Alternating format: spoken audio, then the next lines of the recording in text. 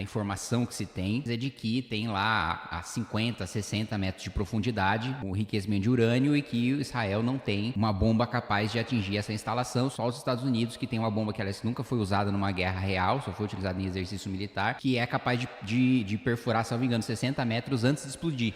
Mas essa guerra, ela, apesar de estar acontecendo lá do outro lado do planeta, ela tem efeitos na vida de todo mundo, né? Ou terá efeitos na vida de todo mundo, especialmente porque teve...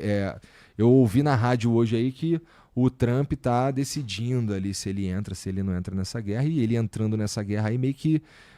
Bom, a gente começa a ter uma escalada aí muito mais sinistra, né? A princípio, uma entrada dos Estados Unidos ali meio que seria para resolver e destruir a última usina nuclear do Irã, que é uma que fica subterrânea, né? E só os Estados Unidos têm a bomba necessária para atingir esse lugar. Mas uma entrada dos Estados Unidos aí, eu suponho que os aliados do Irã, e assim, talvez o mais notável seja o Paquistão com bomba atômica, entraria também nessa bagunça aí, né? E tá tudo esquisito. O governo brasileiro já tá falando, se você tava com uma viagem planejada pro Oriente Médio aí durante os próximos dias, remarca, não vai, tudo mais. Isso aí parece, inclusive, um pouco óbvio. Mas como é que tu enxerga isso que tá acontecendo, cara? Eu tive em Israel em janeiro desse ano, né?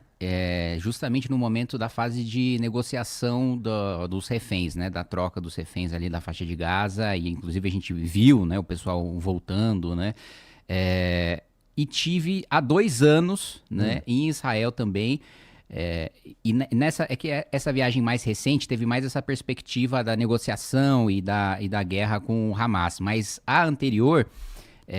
deu para ter uma visão geral em relação ao histórico de conflitos, né? Do Estado de Israel com países vizinhos, e hoje acho que o único que mantém a hostilidade maior, né?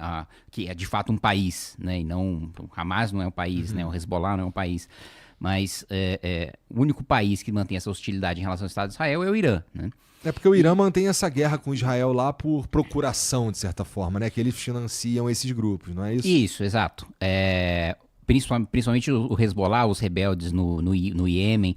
Mas, da minha perspectiva... Aliás, o Brasil tem uma participação, né, nessa história do enriquecimento de urânio. Porque lá em 2009, 2010... o Obama chamou o Lula e chamou o Brasil e a Turquia, né, para fazer a negociação do acordo nuclear com o Irã, né? E o acordo era o Irã mandar tantas toneladas ali para ser enriquecido na Turquia, então ele não teria o controle total dentro do próprio território para de fato utilizar, né, o urânio para fazer a bomba atômica e para os fins médicos e de energia nuclear, que é o que eles estavam dando a desculpa, né? Aí chamou o Lula para fazer a negociação, saiu o acordo nuclear do Irã, mas logo depois que foi fechado o acordo, mesmo tendo sido o próprio Obama que tivesse chamado o Lula para fazer essa negociação, na hora ele falou, olha, esse acordo ficou uma merda, né? Porque não tem nenhuma garantia de que a gente vai saber exatamente o quanto o Irã vai estar enriquecendo urânio, o quanto de urânio que o Irã tem. A gente só sabe que ele está mandando uma parte para a Turquia, que a Turquia está enriquecendo, que vai devolver para ele agora. Enriquecer 20%, acho. Agora, a gente não tem nenhuma garantia de que eles não vão, né, extrapolar, esconder o jogo e etc. E o que aconteceu é que há muito tempo já os serviços de inteligência dos países sabem que o Irã... Não só de Israel. Dos países. Né, da Europa, dos Estados Unidos, Tá. Sabe que o Irã ultrapassou, né, os níveis acordados, né? Tanto que várias sanções foram impostas ao Irã e o próprio Irã, na prática, né, admite, porque ele fala, olha, se vocês derrubarem essas sanções, a gente pode negociar o nível de enriquecimento aqui, né? Ou seja, ele próprio admite que passou do ponto que foi acordado inicialmente. Então, aconteceu o que justamente os Estados Unidos e os países europeus alertaram no momento em que o acordo foi fechado pela Turquia e pelo Brasil. Olha, eles vão esconder o jogo, vão enriquecer urânio para além do que está sendo acordado, e o acordo não vai servir para nada, vai só beneficiar o Irã, que vai segurar um pouco as sanções até o momento que ficar escancarado que eles estão descumprindo o acordo. Descumpriram o acordo e, abertamente, né, o Irã disse que a bomba atômica é para destruir o Estado de Israel, né? Isso tem vídeos de discursos falando, olha, vamos enriquecer urânio, vamos ter bomba atômica, e o pessoal falando morte a Israel, né, em coro, né? E aí a preocupação de Israel era justamente essa. Primeiro, na primeira viagem que eu fiz, né, a preocupação do governo israelense era lutar uma guerra em duas frentes, né? Nas duas fronteiras, a fronteira sul e na fronteira norte. Com o Hezbollah ao mesmo tempo que com o Hamas. Esse medo se concretizou, né? Acabou acontecendo de fato deles enfrentarem nas duas frentes, mas conseguiram vencer, né, essa guerra. E aí o outro medo era justamente de ter uma bomba atômica vindo do Irã, né? Porque Israel possui, né, é conhecido por ter um dos melhores sistemas, né, antimíssil do mundo. Tem o sistema de mísseis de curto alcance lá para se defender principalmente ali da faixa de Gaza, ali do Líbano, que é o Domo de Ferro, né, que é conhecido. Tem o Stiling de Davi. Esse eu não conheço. O Stiling de Davi é o sistema antimíssil de médio alcance. Ah, tá.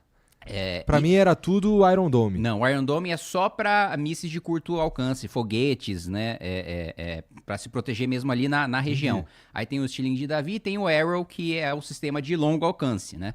Mas, claro que tem limitações, né?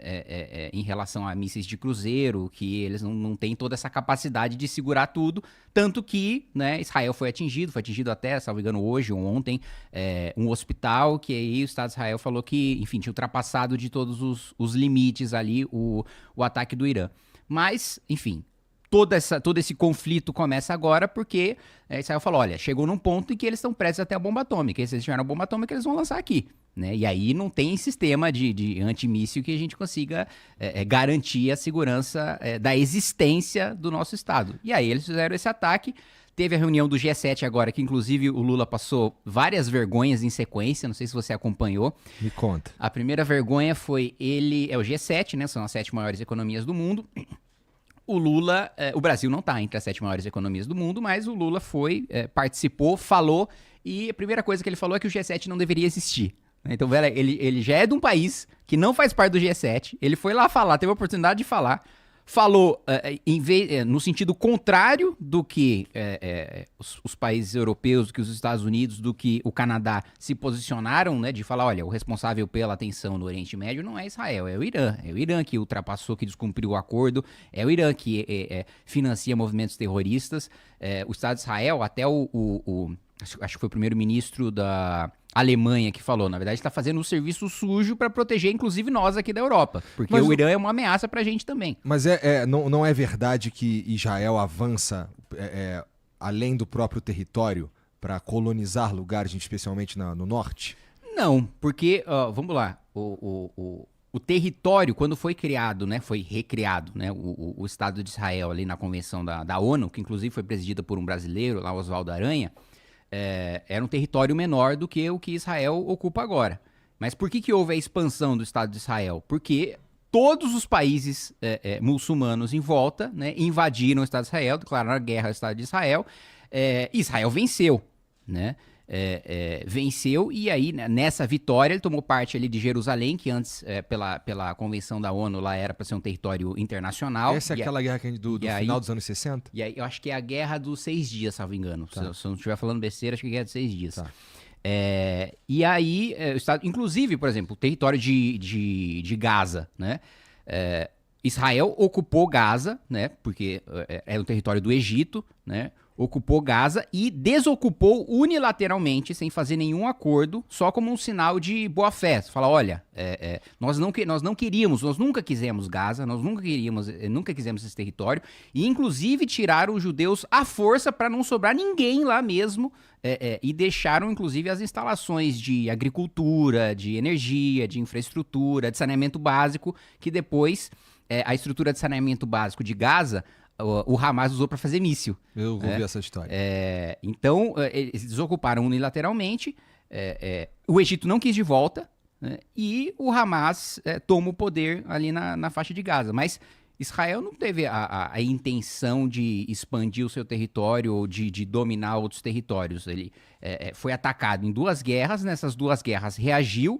E quando a gente está falando sobre o Iron Dome, o custo de você lançar um foguete da faixa de Gaza, né, no Estado de Israel é de $100. O custo para interceptar esse foguete de $100 é $5.000. Então, assim, a ocupação pós-guerra foi justamente uma maneira deles se defenderem, porque senão era economicamente inviável se manter com aquele estado de ataque em todos os países ao redor, atacando o Estado de Israel.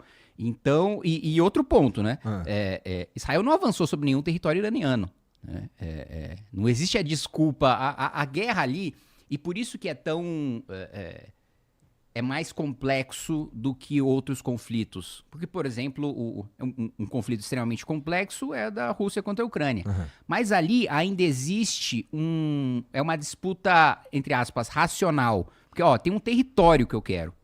Né? E se eu conseguir esse território, né, a Rússia, ó, tô invadindo, é claro que a Rússia, na minha visão, tá errada, tá invadindo um país soberano, e aí, mas aquele país tava querendo se tornar membro da OTAN. O país é soberano para querer fazer parte de alianças militares, diplomáticas e comerciais que ele quiser, né? Mas enfim, mas existe um território que a Rússia fala, ó, se eu tiver esse território, acaba a guerra, né? Se eu anexar essa parte do território ucraniano, acaba a guerra. Ou seja, tem um interesse territorial ali, Aham. né? O Irã com Israel, não é que eles querem alguma coisa de Israel. Né? Ó, me dá $1 trilhão que eu paro. Me dá determinado território que eu paro. Não, é por uma razão religiosa, né, extremista, eles querem matar todos os judeus. Não será que é religioso? Mas é isso que eu acabei de falar. Mas será? Você acha que não? Eu não sei, porque assim... Mas assim, isso é a motivação, né, do atual regime iraniano. Mas é claro que também existem outras questões que são as questões geopolíticas que se aproveitam, né, dessa questão para ter uma espécie de guerra por proxy, assim, como se teve na Guerra Fria, né? Então, por exemplo, a gente pode imaginar um cenário em que a China e a Rússia podem enfrentar os Estados Unidos no Irã indiretamente, né? Assim como aconteceu na Guerra Fria, em que nunca oficialmente teve uma guerra entre a União Soviética e os Estados Unidos, mas em outros países, em conflitos regionais, eles se enfrentavam indiretamente, né? E eu acho que, claro que o conflito do Irã envolve isso. O Irã está alinhado com a Coreia do Norte, com a China, com a Rússia, e todos esses países têm o interesse de que o atual regime iraniano continue no poder. E aí entra numa questão mais complexa ainda, da disputa de poder dentro do próprio Irã. Né, que aí também tem, enfim, foi derrubado um regime lá décadas atrás que existe uma parcela da população que quer que o regime que foi derrubado volte e que caia o regime atual. Né, e que não é do interesse nem da Rússia, nem da China, nem da Coreia do Norte, de que o regime atual caia, porque o regime atual é aliado né, desse... E o outro é aliado dos americanos. E o outro é aliado dos americanos e dos países europeus. Né? Entendi. É porque, assim, o Israel, assim, a informação que eles tinham de que os caras estavam enriquecendo urânio por volta de 80 e tantos % já, não é? Sim. Aí eles começam um ataque sexta-feira passada, né? E aí, cara, começou uma loucura ali, que eu tava vendo os vídeos lá dos mísseis caindo,